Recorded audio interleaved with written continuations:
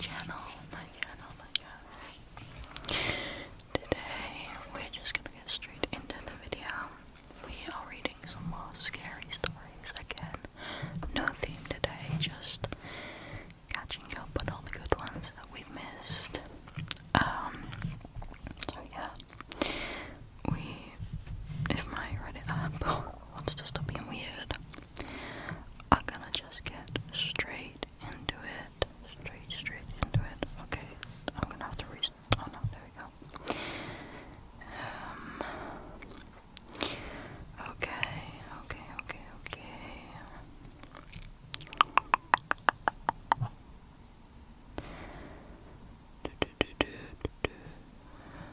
What one should we do first? Oh, I know, let's do this one first. This one. Okay. This first one is by More Tanks. And it's titled, I was invited to my girlfriend's cousin's wedding. I barely made it out alive. I'd only been dating my girlfriend for 2 months. Honestly, you could hardly even call it a real relationship yet. But strangely enough, she invited me to her cousin's wedding. I felt a little nervous about it, though deep down I was glad she was taking things seriously enough not to shy away from introducing me to the family. I was worried about what they might think of me. Amelia was a jackpot, not only incredibly beautiful and charming, but also devoted and always cheerful, like something a person would dream up for themselves. That's how she felt to me. I honestly couldn't understand what she saw in me. I never thought of myself as anything special. But it wasn't a dream. We were sitting in my car, pulling into the courtyard of Amelia's family farm. Supposedly, her family was insanely wealthy, or so I gathered, because their estate was so large that we'd been driving off the main road for almost an hour since leaving the little town where she'd said the land was already her father's property. I'm pretty sure they owned several hectares. Is that like a unit of measurement? I've only heard of acres. Hectares. There probably is, and I'm just probably really stupid. Anyway, are you nervous? Amelia asked sweetly, snapping me out of my thoughts as she touched my shoulder. I just gave her a nervous smile. Of course I was nervous, but I didn't want to say it out loud. Her father was probably some filthy rich landowner or something, who knows? One thing was for sure, this wedding wasn't going to be simple. The whole place felt strange. Amelia left me in one of the rooms in the house for almost the entire afternoon. Supposedly it was all a family thing, and she asked me to just rest. I'd driven a long way, and we'd be celebrating later that night anyway. The ceremony itself was beautiful. They held it on the farm inside a church that, according to Amelia, her great-grandfather had built on the estate long ago. But the whole thing felt oddly lifeless, as if everyone there had already been through it before. That's how they acted.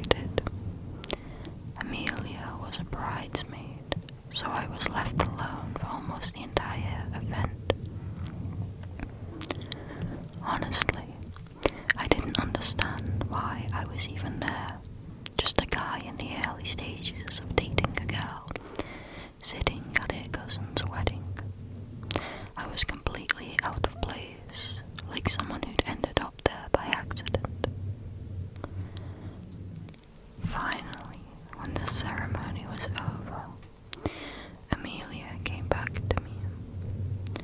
"I'm sorry, Frank," she said, giving me a quick kiss. "I know I'm leaving you alone a lot, but my parents are really old-fashioned." "It's fine, I waved it off. "We'll dance at the party." She kissed me again before hurrying off to the family photo shoot. I watched her relatives from a distance. They all seemed so theatrical. Maybe it was just my nerves, but it was like they'd done this exact photo shoot countless times before. Then someone called out that we could head to the dinner tent. Not far from the big house stood a massive white marquee. That's where the dinner, the party, and the drinking would last until morning. Celebrating the wedding. Didn't come with me there either. She was still caught up in family photos. I walked over with a few guests and distant relatives, only to be hit with another surprise. I had been placed at a strange table. According to the seating chart, I was at a large, round table with a completely random assortment of people. Naturally, Em was seated at the family table, far away from us. This wedding was getting worse by the minute. I figured everyone had been waiting for dinner because the tent filled up fast. At least at my table, every seat was already taken. It was like no one there actually knew each other. At the other tables, people were chatting, laughing, telling stories. You could tell they'd known each other for years. But at ours, it felt like sitting on a bus with a bunch of random strangers. Awkward smiles, the occasional attempt at small talk, but the whole thing stayed uncomfortable and distant. "I'm Carter," said the man to my right suddenly, holding out his hand. He looked a little drunk, but not to an obnoxious degree. "Frank," I replied, shaking his hand. "Who are you here with?" Carter asked, before taking a big swig from the beer in his hand. "My girlfriend, one of the bridesmaids," I told him. "She's also the bride's cousin. What about you?" "Oh, I'm just the groom's mailman," Carter said with a straight face. I laughed. I figured he was joking. Or maybe there was just something about this family I didn't get. Either way, sitting there was painfully awkward. Luckily, the food was finally served before long. By then, every table in the tent was full, and everyone seemed to be busy with their dinner, or at least that's what I assumed they were focused on. The atmosphere was getting livelier. People were drinking, and some had even started dancing. But I still felt out of place. I'd barely seen him all evening. Why the hell had I agreed to even come here? I'd convinced myself she might introduce me to her father. I'd only seen him once during the wedding ceremony, talking with some older couple, not even glancing in my direction. I decided to head to the bathroom. Besides, after all the drinks I had had, I was barely holding it in.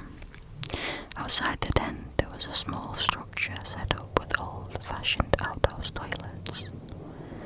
But the moment I stepped out the tent, I nearly pissed myself on the spot. An old lady was staring at me in the dark. Her eyes seemed to glint in the moonlight. Jesus, I exhaled sharply. You really scared me. The old woman shuffled closer in her little beige suit. I don't like to be rude to the elderly, but she reeked like she hadn't bathed in weeks. Her face was pale and wrinkled, and her yellowish eyes seemed to glow. Are you feeling alright? I asked, a little uneasy. Oh dear, the woman croaked in a raspy voice. I'm feeling just fine. Did you eat much? Not too much meat, I hope. Well, I stammered awkwardly. Yeah, I ate. By then, she was right in front of me. Something about her was deeply unsettling, like she was starving for something. She licked her lips, and I could swear I saw drool drip down from the corner of her mouth. Oh, Grandma Zebra, came a familiar voice behind me. Don't start talking nonsense again. It was Em, hurrying over to the old woman.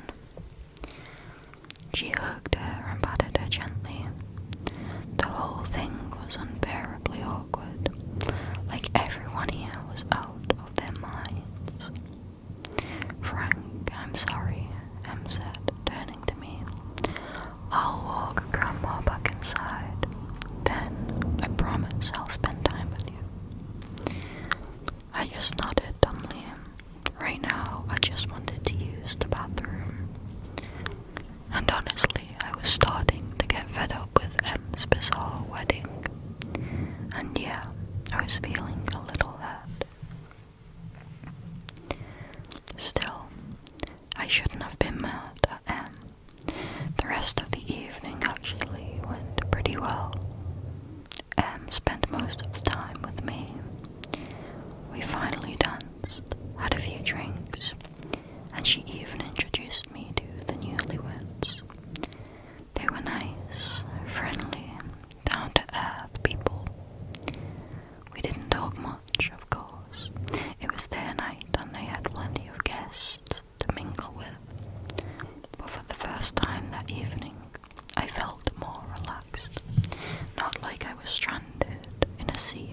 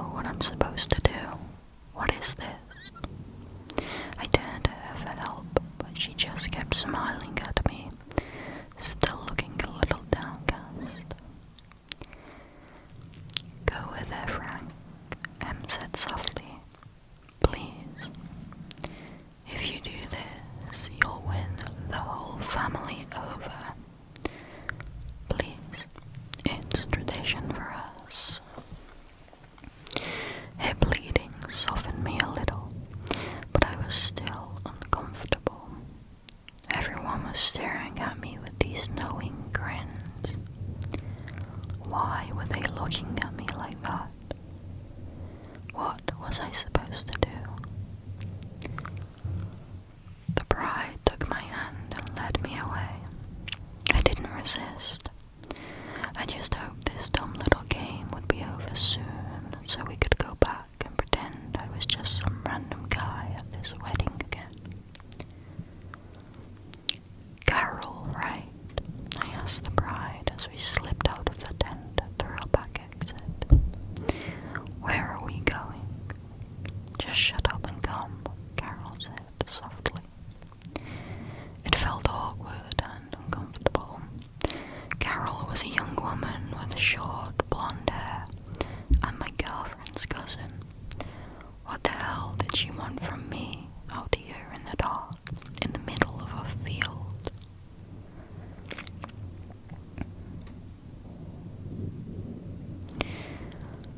She led me towards a small wooden shed, and when we reached it, she ushered me inside. A single dim lamp burned in the cramped wooden space. I felt like I was a teenager again, hiding somewhere, nervously waiting for a first kiss. The whole thing was awkward as hell. Carol, please, I don't know what this is about, but I'd rather just go back. She just stared at me coldly. All the warmth in her face was gone, replaced by a look of sheer contempt. Then, in one sudden motion, she shoved me hard against the wall. I glared back at her, now angry myself. Carol, I really don't know what the hell this is, but please, stop. She stood with her back to the shed door, glaring at me. Then, with a sudden move, she slid the straps of her pretty pink dress off her shoulders. I was frozen in shock. What the hell was this? Some medieval bullcrap. My prize for the tombola was supposed to be a wedding night with the bride. But that wasn't what happened. Carol's shoulders popped out of the joints at the same time, her arms stretching unnaturally long, her nails growing into massive claws. As I looked at her face, her once pretty features sagged into wrinkled folds of loose flesh. Drool poured from her mouth, and her sharp, tiny teeth glinted yellow in the lamplight. I didn't even have time to process it. Carol's long, clawed hands slashed at me hard. My jacket and shirt tore open instantly, and a burning pain shot through my chest. Blood seeped through the shredded fabric. I collapsed to the floor from the pain, and she bounced again, driving her claws deep into my thigh. I screamed in agony, but luck was on my side. If I hadn't reached just a little further across the floor, I'd probably be dead now. A pickaxe head stuck out from behind a small crate. That was all I needed. My survival instinct kicked in. I grabbed the pickaxe and swung it hard, burying it in Carol's side. Carol, or the thing she'd become, let out a piercing shriek, her yellowish eyes blazing with rage. I didn't hesitate. I yanked the pickaxe free and brought it down again with all my strength. One of her arms came off almost on its own, spraying foul-smelling blood everywhere, but I didn't stop. I swung again, splitting her skull open. I kept hitting over and over until she collapsed to the floor, and the stench of her black, reeking blood filled the room. I wrapped my jacket around my injured thigh. It was bleeding badly, so I had to do something. My thoughts were racing. How could I have been so stupid? How could I ever believe a woman like Em would want me? And hell, we met on the damn subway. Or was I thinking love at first sight? But what pissed me off the most was this whole fucked up game.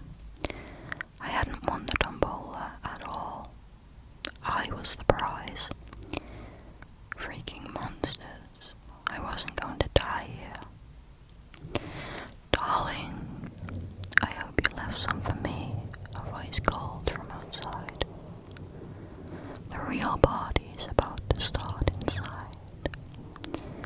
I kicked open the little wooden door and swung the pickaxe down.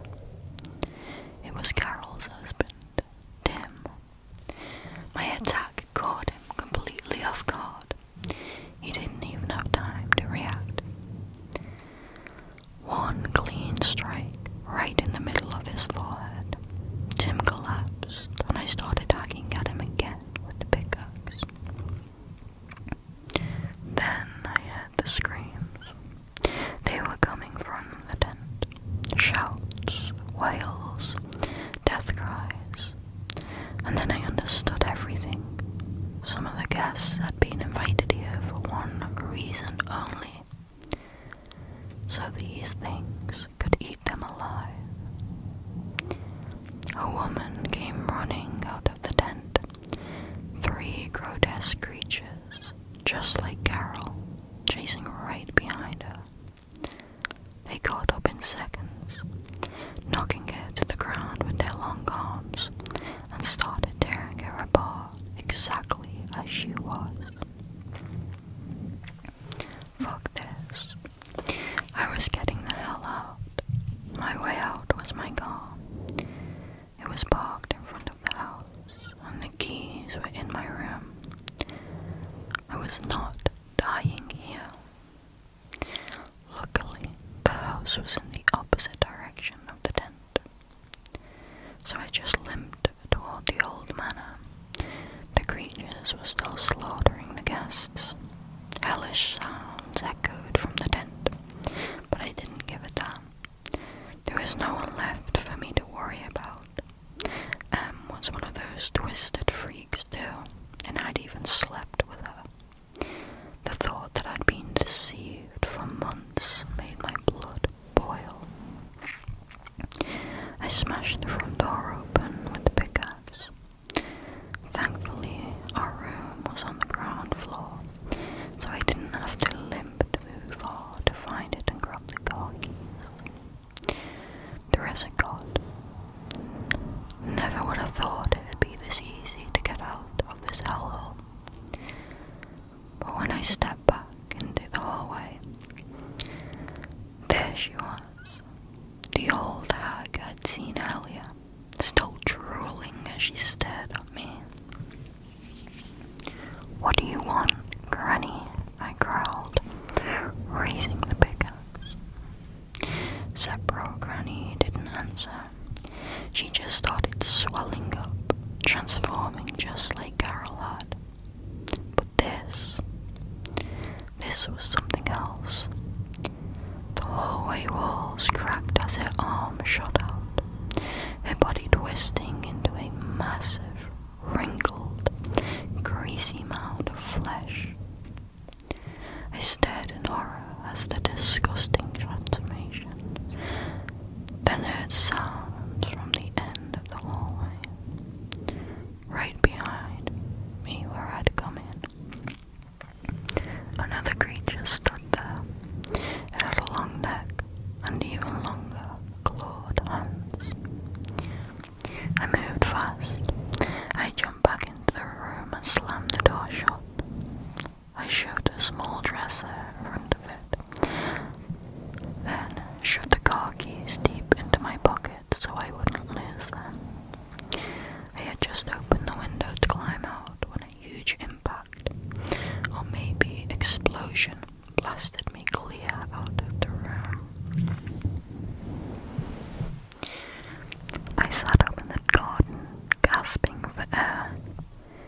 The wall of the house was gone, replaced by a massive, pulsating tentacle.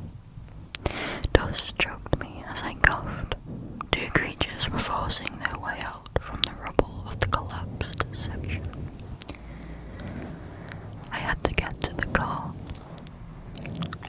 I had to get out of this place as soon as possible. As fast as I could, I rushed to my car, my little green Ford. I'd never been so happy to see it. There it was, untouched. The moment I jumped inside, the ground began to shake. This was my last chance to get the hell out of here. But when I turned the key and switched on the headlights, my stomach dropped. Em was standing just a short distance away from my car. She looked human, but her face and mouth was smeared with blood. I just stared at her, hurt and betrayed. "Frank, you can't leave," Em shouted. "Oh, I'm leaving, and no one's going to stop me," I yelled back, my voice sharp with anger. "Frank, please," she continued. "You don't understand. Sepro isn't just anyone. He's the creator." I listened to her rambling in disgust, but the ground shook again. My car jolted violently, and Em could barely keep her balance as everything trembled around us. "Frank," she screamed, "please, something terrible will happen if you can't feed on your insides. Please."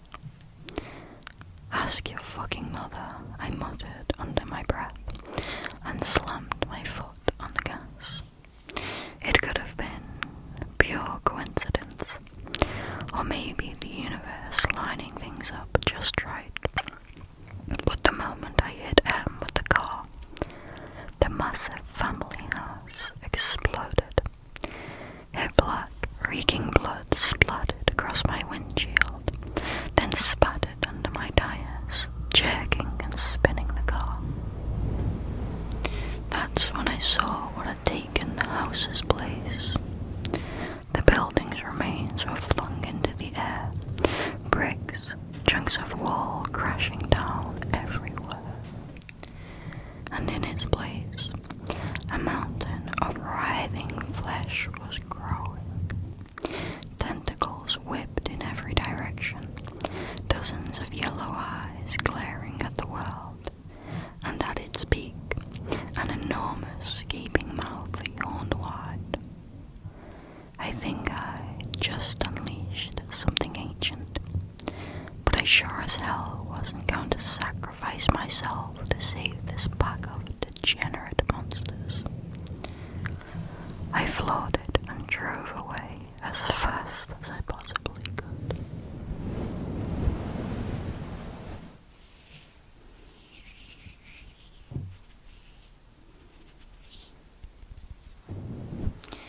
That one was really good. Really, really good.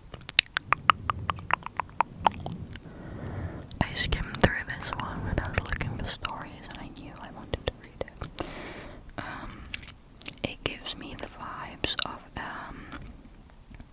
Get Out, the film, but of course, instead of the way that film goes down, it's monsters. Really, really creepy. Very, like, kind of feeling cult-like, you know, you're stuck there, while everyone else kind of seems to know more about what's going on, and you're gaslighting yourself into thinking, oh, it's just, you know, it's just how their family is. Yeah, very creepy. I have another story, and then maybe one more after that for tonight. But I need to just pause the video and go to work real quick. No time will pass for you guys, but yeah, I'll see you in a second. Okay, we are back. So this next one is by Jizz Blossoms, and the title is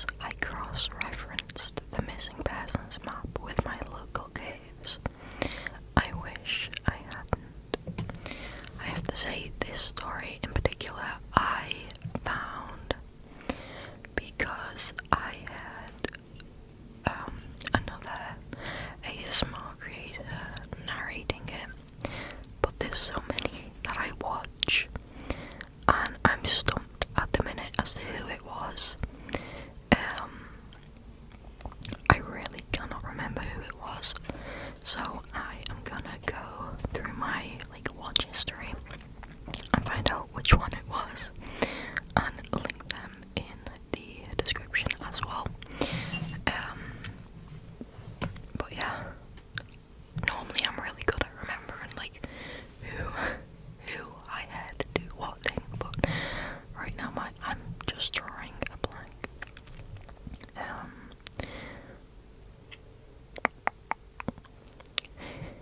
You've probably seen this map too.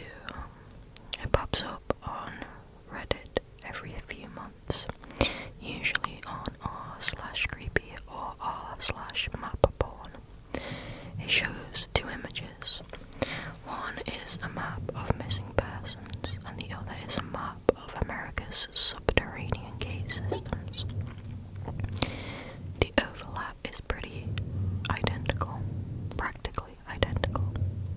The caverns match the disappearances almost 1-to-1. Most people look at it, go, creepy, and scroll past. I used to too, but this time I zoomed in. I live in a rural stretch of Kentucky, deep in the foothills.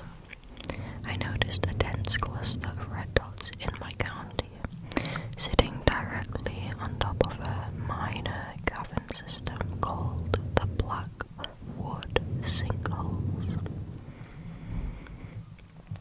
It wasn't a tourist trap like Mammoth Cave. It was a jagged scar in the woods that even the locals didn't bother with. I showed it to my girlfriend Jess. Calling Jess outdoorsy would be putting it lightly. She's the kind of girl who owns 3 different types of hiking boots and thinks a weekend without dirt under her fingernails is a wasted one. I'm the opposite. I stay up until 3 a.m. reading about unsolved murders and just generally being a vampire. It's a match, see? I pointed at the screen. Nobody goes missing here because they get lost. They fall in, or I waggled my eyebrows. Something pulls them in. Jess rolled her eyes but grinned. You want to go ghost hunting? I want to go debunking, I corrected. We hike out, set up camp near the sinkholes, cook some actual food and drink some bourbon, and see if the Mothman shows up. It was supposed to be fun, a mix of her love for nature and my morbid curiosity. We packed the Jeep on Friday, tents, sleeping bags, and a heavy cooler filled with marinated short ribs and ice for the whiskey. The hike to the Blackwood Sinks was only about 3 miles from the nearest logging road, but the terrain was brutal. The trees grew thick and wrong here, their roots twisting over limestone ground like arthritic fingers.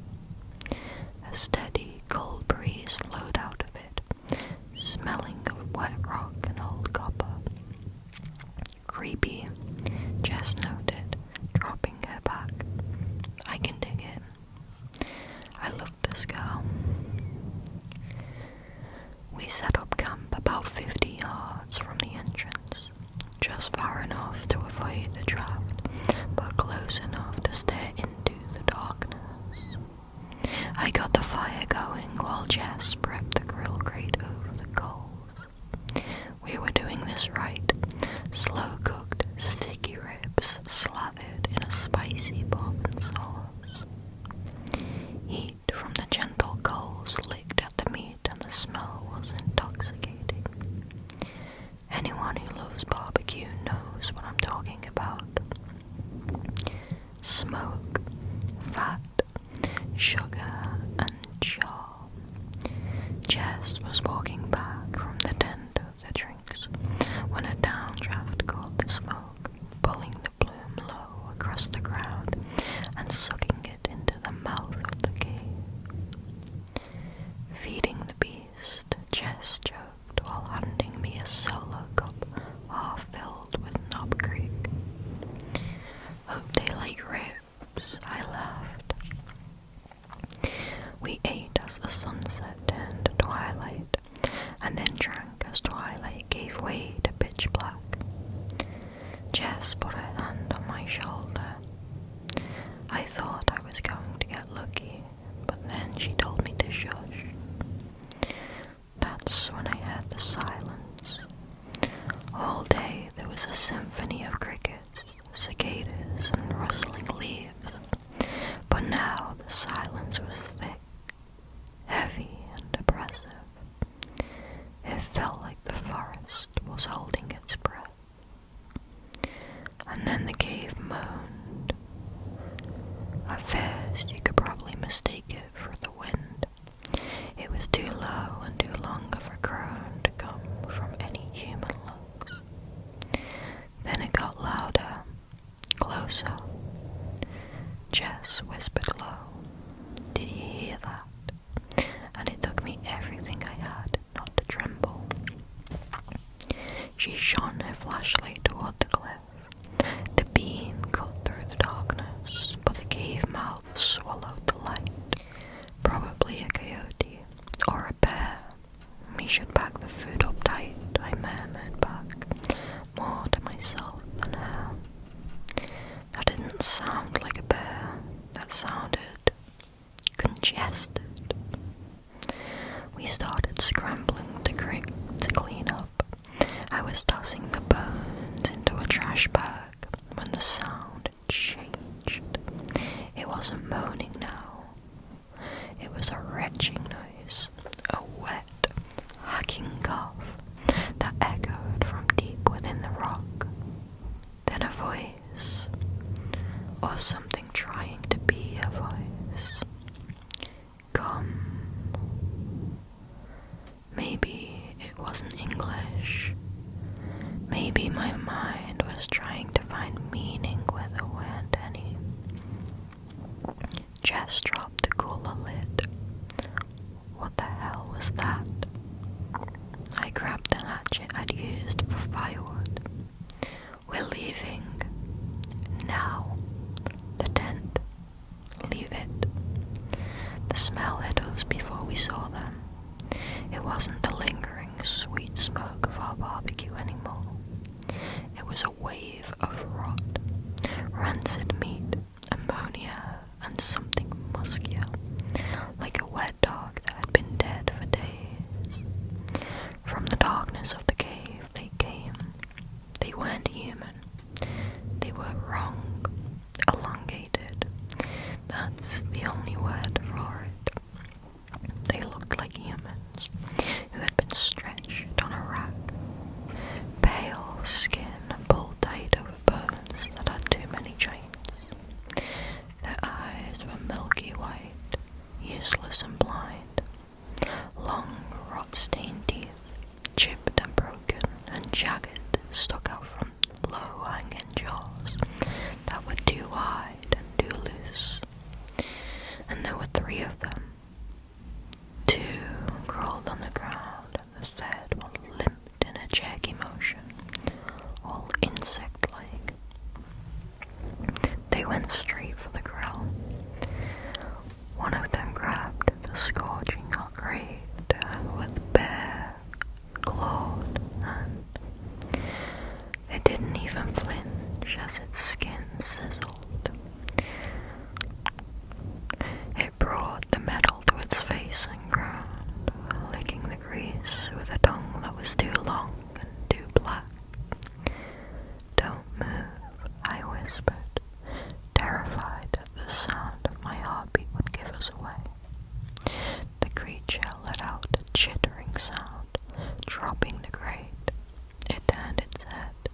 It wasn't looking at us. It was blind, I could tell, but it was looking for us. It tilted its head, sniffing the air like a hungry dog. It was smelling for us. And then it arched its back and wailed. It was nails on a chalkboard, teeth grinding, bone-chilling screech that shot down my ears and prickled at something in my gut. It opened its too wide mouth and I saw my death. Meat, it rasped. I threw the bag of trash at them. It was instinct. The bag hit the screecher in the chest, spilling rib bones and paper towels. The distraction worked for a second. The three of them fell upon the ribs and garbage in a frenzy. I could hear them snapping the bones with audible crunches. "Run!" I screamed. We sprinted through the dark woods. We tripped over roots, slammed into saplings, and tore our clothes and briars. Behind us, the snapping of bones stopped, replaced by a high-pitched, ululating shriek. Ululating, I don't know. That sounded like something between a coyote and a sobbing child. I could hear them crashing through the brush behind us. They were fast, so incredibly fast. We passed out onto the logging road just as I threw the keys to Jess. We dove into the Jeep. She slammed the locks just as something heavy slammed into the rear window.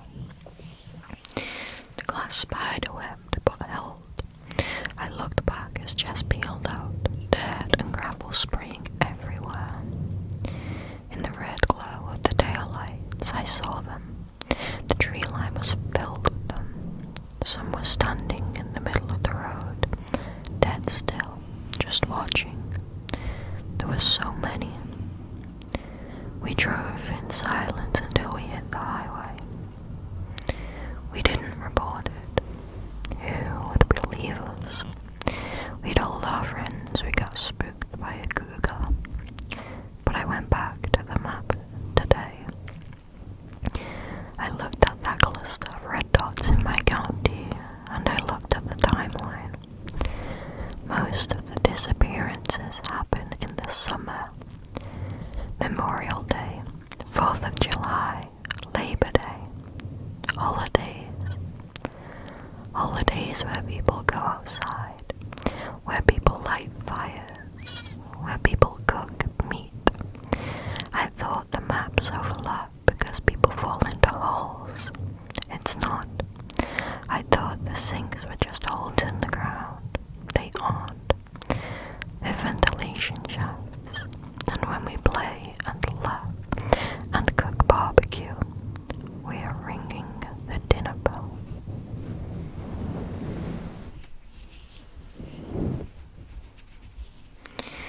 I really like that one. It's a bit shorter and like more simple, but it's like really creepy and like believable in a way.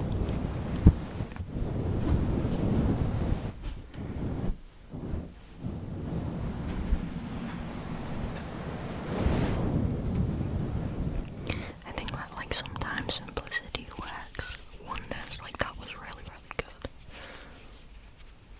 I did really enjoy that one. I think it would be cool to see like a short movie made about something like that on like YouTube or something.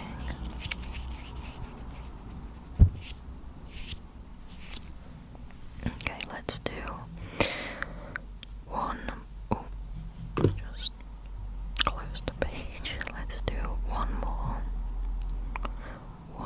One more, but which one will we do? Which one? Maybe this one. Okay, the last one is by Pentyworth223. It's titled, I camped through a snowstorm. Something out there kept practicing my voice. I know I said there was no theme to this video, but I have like, not on purpose, kind of big things that are like monsters, I guess, that kind of pass almost as human. Okay. The forecast said snow showers. That is the exact phrase that got me to throw my bag in the trunk like I was beating the clock on some fun little weekend reset. Snow showers. By the time I reached the pull-off, the world was already turning white in that slow, steady way that makes you feel like you're inside of a shaken snow globe. It wasn't blizzard conditions yet, just thick flakes and wind that kept changing its mind. The kind of weather where you can still hear your own boots in the powder and convince yourself you're fine. I signed the trail register with a pen that didn't want to work. My glove made my handwriting look just like a toddler's. There was one other name above mine from earlier that morning. No notes, no back by sunset. Just a name and a time that felt too early to still matter. The first half mile in, I started second guessing myself. Not because I was scared, because every tree looked the same, and snow eats landmarks. Trailblazers disappear when they get frosting on them. Tracks turn into soft dents and then nothing. Your world shrinks to whatever your headlamp hits, and mine wasn't even on yet. I kept going anyway, because that's how I am. If I've committed to something, I'll drag it behind me like a bad decision on a leash. I picked the spot the way I always do. Not too close to water, not in a low pocket where cold air settles, not under branches. A little rise off the trail with a couple of thick trunks to break the wind. Nothing dramatic, just a place that looked like it would still be there when I woke up. Setting up in snow is never graceful. I stamped out a rectangle with my boots until the powder backed down, dug up a shallow trench for my vestibule so I wouldn't be crawling into a drift, anchored my guy lines with buried sticks because the ground was too frozen for stakes. My fingers went numb halfway through, and I told myself it was fine, because I had a sleeping bag rated way colder than this, and a stove, and those little hand warmers that smell like pennies when they heat up. It should have been simple. It should have just been cold.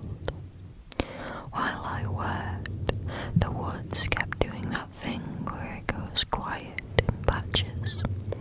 Not the normal snow muffle sound quiet.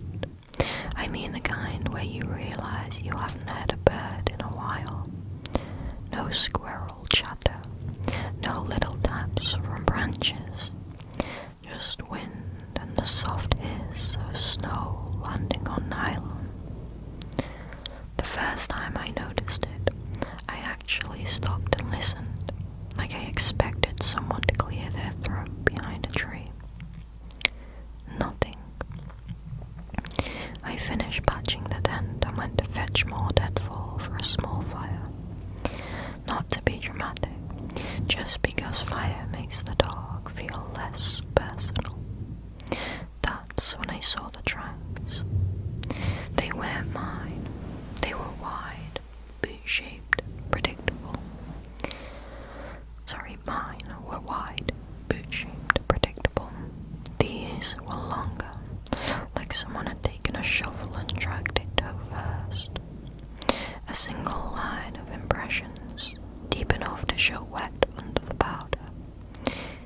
each one spaced too far apart to be walking normally. I followed them without thinking.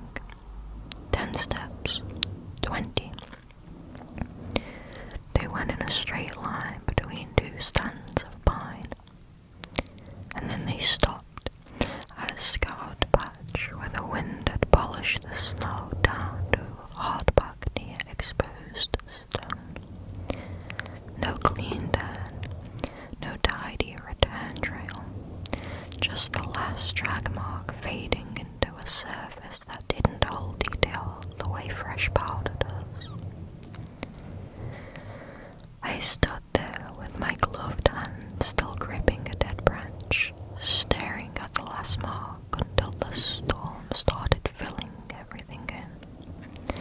The wind picked up and a spray of powder hit my face. That's when I heard something behind me. Not footsteps, more like a slow drag, like someone pulling a heavy bag over crusted snow. I whipped around fast enough to almost lose my balance. All I saw was the thinning light between the trees, and my own breath, and the start of my boot trail back to camp. The dragging sound stopped the second I turned. I did the thing you're not supposed to do. I called out, "Hello." My voice sounded wrong, like it didn't belong in the woods. No answer. Of course, no answer. I told myself it was a branch, a deer, the wind moving a downed log, anything that fit into the normal world. Then I noticed something I hadn't noticed the first time. Those long tracks weren't centered the way a person's would be. They weren't two parallel lines like skis either. They were slightly off, like whatever made them had one side of its body heavier than the other, like it leaned. I carried the branch back to camp and tried to shake it off. I got my fire going with a little stove fuel and stubbornness. The flame fought the wind but didn't quit. It popped and snapped like it was annoyed. I ate a sad dinner standing up. Instant noodles in a metal cup, because sitting on snow makes your body remember exactly what heat is worth. I kept turning my head to check the trees, not because I saw anything, but because my brain kept insisting I should. The storm thickened in layers. It wasn't just snow now. It was snow with teeth, gusts that shoved it sideways, flakes stinging my cheeks, visibility dropping until the firelight felt like a little island and everything outside it was just a wall. I crawled into the tent early, not because I was tired, because being outside started to feel like being watched through frosted glass. Inside, everything was close and loud, nylon breathing, zippers clicking, my sleeping pad squeaking every time I shifted.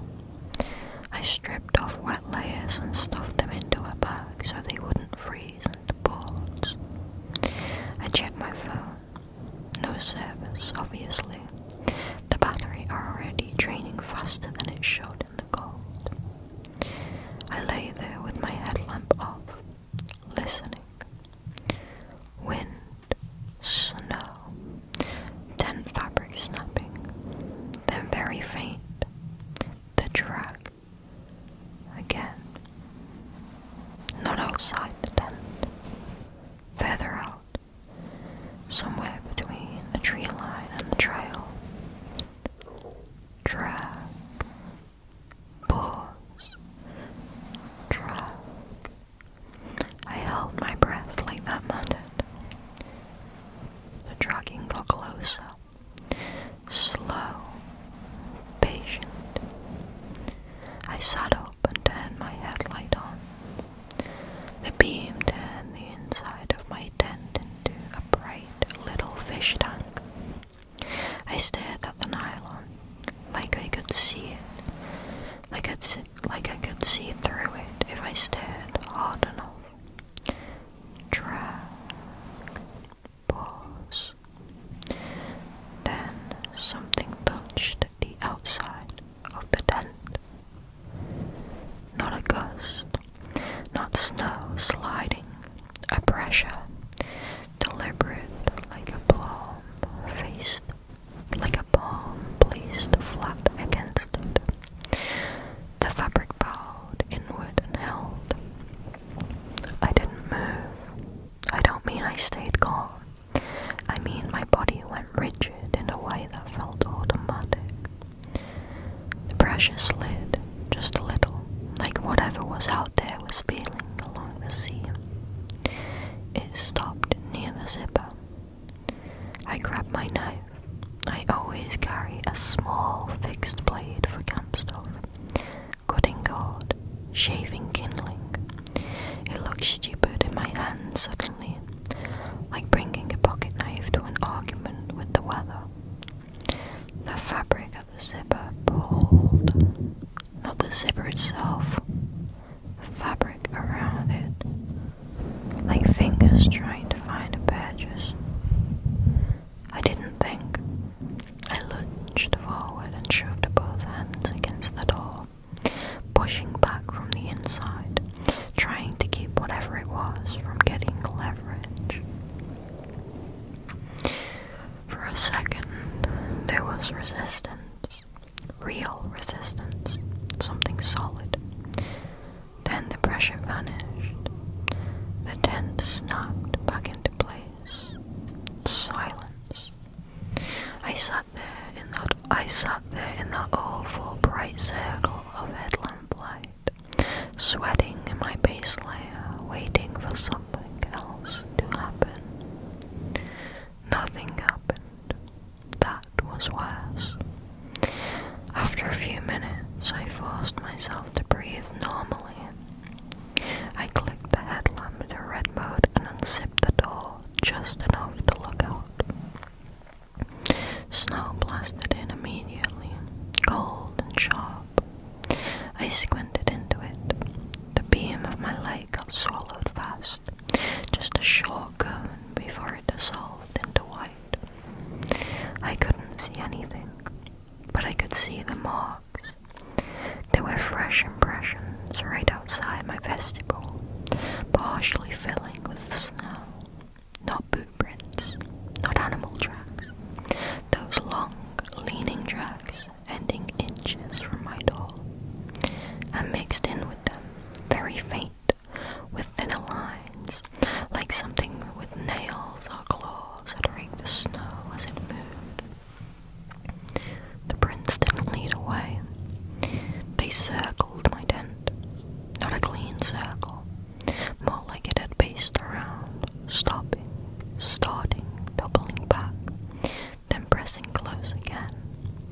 I zipped the tent, shot so hard the teeth snapped. And that's when I heard it. A sound that made my stomach drop because it was trying, badly, to be familiar. It was a voice. Not a word, not a sentence, just a low, throaty attempt at the shape of a human sound, the way a parrot can mimic a laugh without understanding it. It came from somewhere beyond the trees, past the edge of my light. It went, "Hey," soft, almost polite, then silence, then closer, "Hey." The second one had more breath in it, more confidence. I pressed my mouth into my sleeve to keep my own breathing quiet, like a kid hiding under the covers. "Hey," it tried again, right outside the tent now. So close I felt it more than heard it, like the nylon was carrying the vibration. The voice was wrong in a way I can't explain it without sounding dramatic. It wasn't scary because it was loud. It was scary because it wasn't quite right, like something had listened to people speak from far away and decided it could do it too. My headlamp beam shook as my hand shook. The tent wall bulged inward again. This time it didn't feel like a bomb. This time it felt like a face pressed into it. I saw the shape of it in the nylon, an oval with ridges, like bone or cartilage. The fabric stretched across it and held, showing the suggestion of where eyes would be, where a mouth would be. The mouth moved.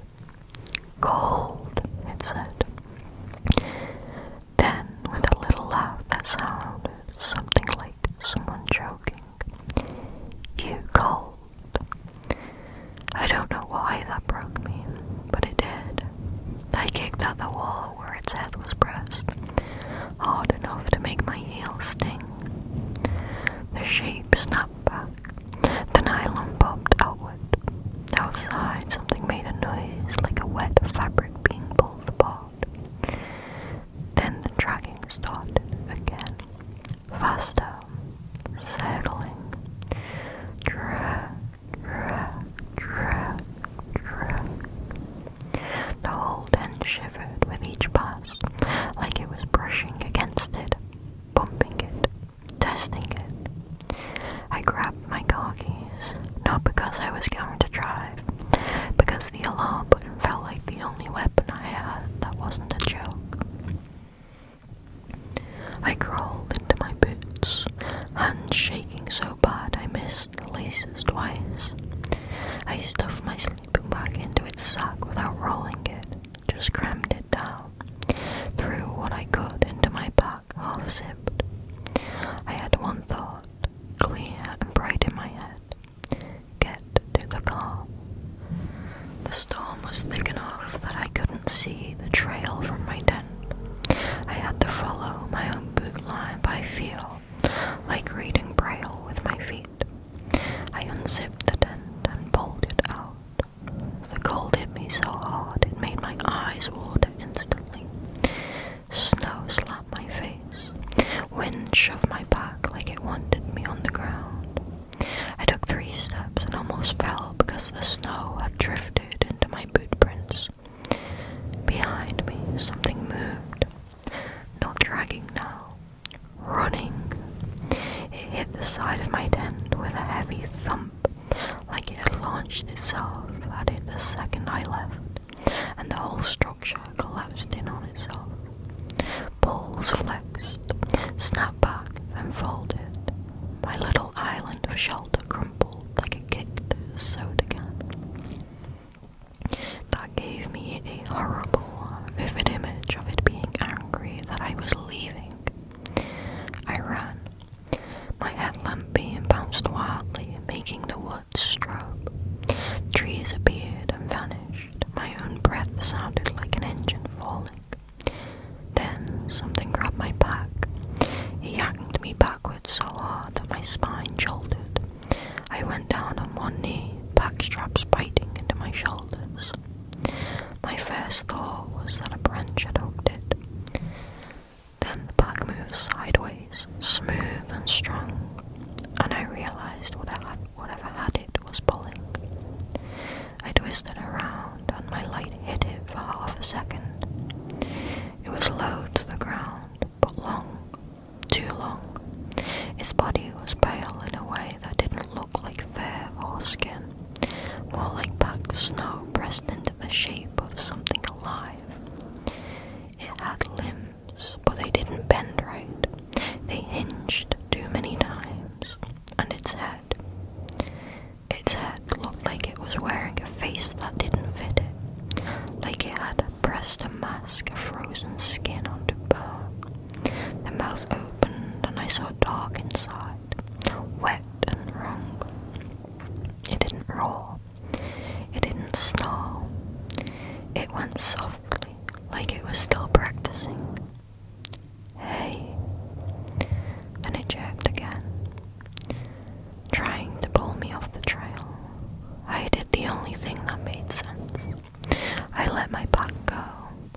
The straps slipped off my shoulders and the thing went with it, tugging it into the white like it weighed nothing. I scrambled up and sprinted.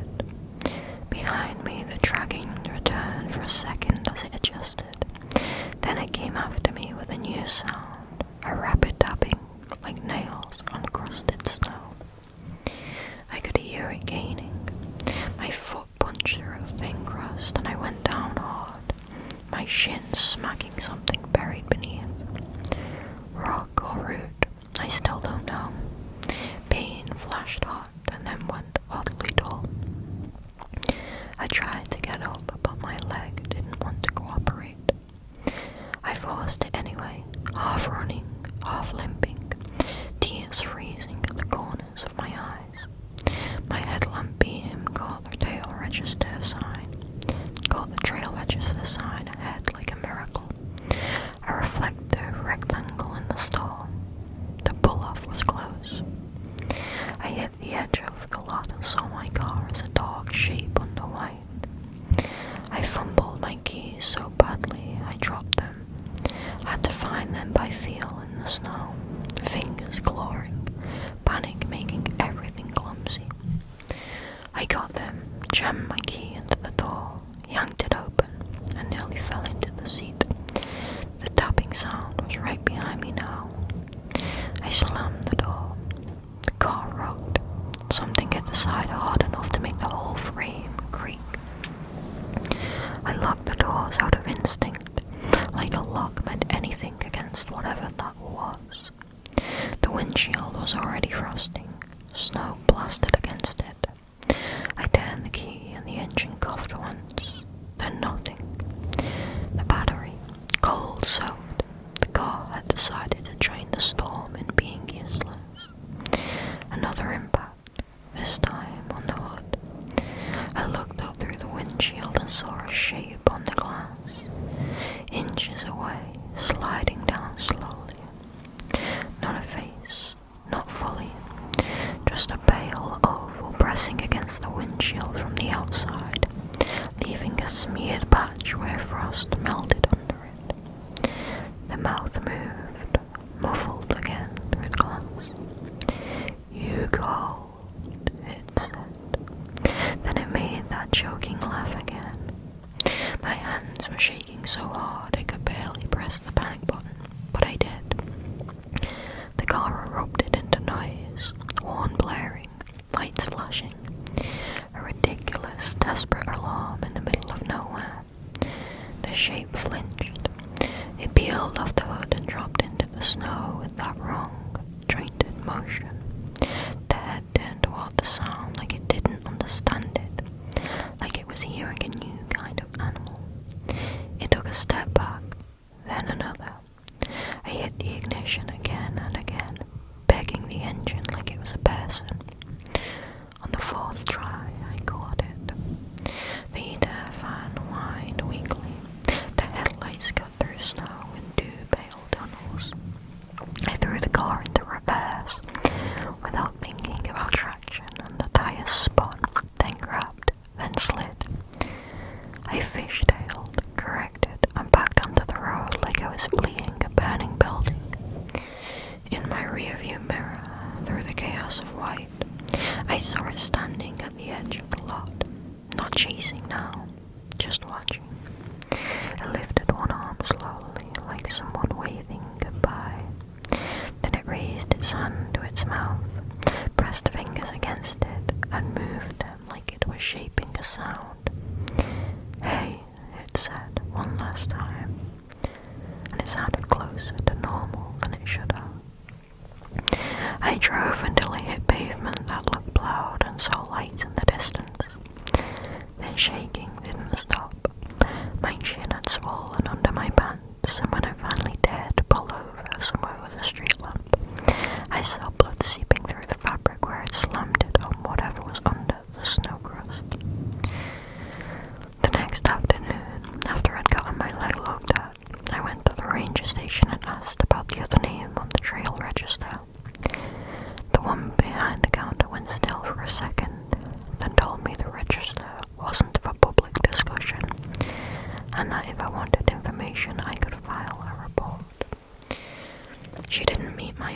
when she said it.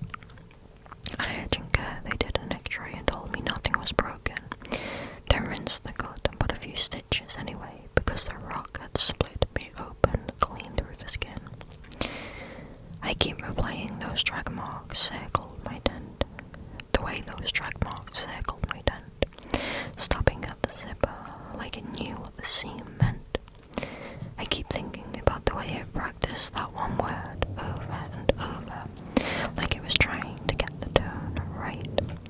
And every time I catch myself wanting to write it off as storm panic, I remember the pressure of something solid through the tent wall, and the sound it made when it peeled away, wet and wrong.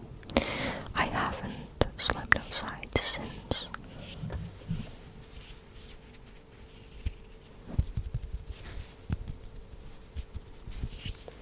That one was really good. For me, there's something really creepy about scary situations or like horror stories set in